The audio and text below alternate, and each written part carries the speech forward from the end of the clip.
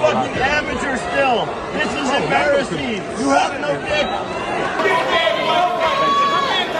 Fuck you, your ass, strong white boy. Mike Tyson curses out. You can't touch me, you know what I'm saying? I need your ass on the lobby, bitch.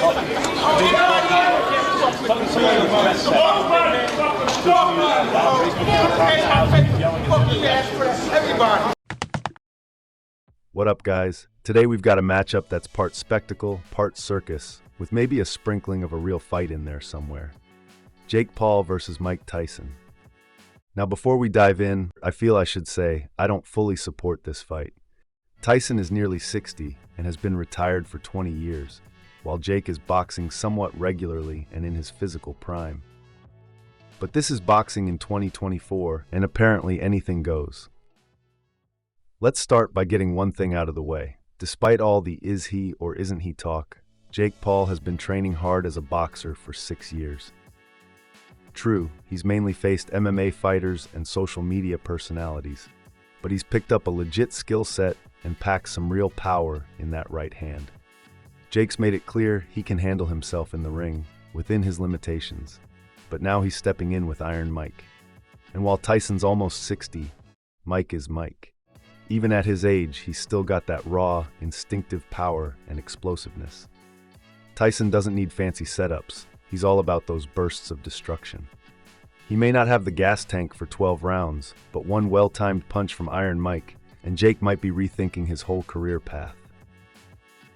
Tyson's got the natural weight advantage and the wisdom of 30 extra years, but he's been retired for nearly 2 decades, and the only fight he's had since was a glorified sparring session against Roy Jones Jr. back in 2020. And trust me, that wasn't the Iron Mike we all remember. But he's been working hard in the gym, and it shows. He looks in incredible shape, so he's clearly taking this at least somewhat seriously.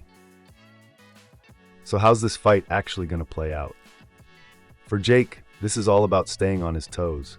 He's got the height and reach advantage, but if he's smart, he's going to be on his bike the whole time, moving, jabbing, and steering clear of Tyson's power zone. Jake's best weapon is that right hand, specifically the overhand. But to land it, he needs to keep Mike at arm's length, try to lure Tyson in, and then catch him with it as he comes in. But I think he will struggle to land that shot. Mike is the shorter man, and his bob and weave style takes him even lower to the ground. So I think those overhands will graze by Mike's head. I think Jake should really look for the uppercut as Tyson comes in, but I can't see him landing that clean on Mike with his head movement. Now Tyson's mission is simple. Close that gap and get to Jakepaul. Tyson's not here to chase Jake all night. He's going to try to corner him, slip past the jab, and let those legendary hooks fly. Once he's in close, it's all about those short, brutal shots that Tyson's known for, especially his left hook and those punishing body shots. If Jake gets trapped in the pocket, it could be good night. But Tyson needs to manage himself properly. At his age, even fighting 8 2-minute rounds is going to be a challenge in itself. He needs to pace himself, use short bursts of energy, and go harder in the middle rounds. But let's be real, we're probably looking at an exhibition here dressed up as a real fight.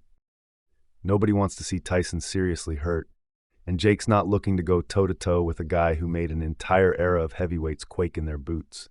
So expect a prop bout here, some fireworks, maybe a few tense moments, but ultimately a fight that's more for the show than the KO. So for my prediction, I'm going for a points draw. I just don't think this is going to be a real fight, and these things often end in draws. But if you're just looking for some old school entertainment with a modern twist, you're probably in for a fun night. Jake's got the energy, and Tyson's presence alone will light up the place. Just don't expect that to be the same Tyson who used to run through heavyweights. But ultimately, boxing is about entertainment, which I think us more dedicated fight fans can forget sometimes. Alright, make sure to hit like and subscribe for more breakdowns and unusual boxing stories. Until next time, keep your guard up and your chin down. Laters. You can't last 2 minutes in my world, bitch.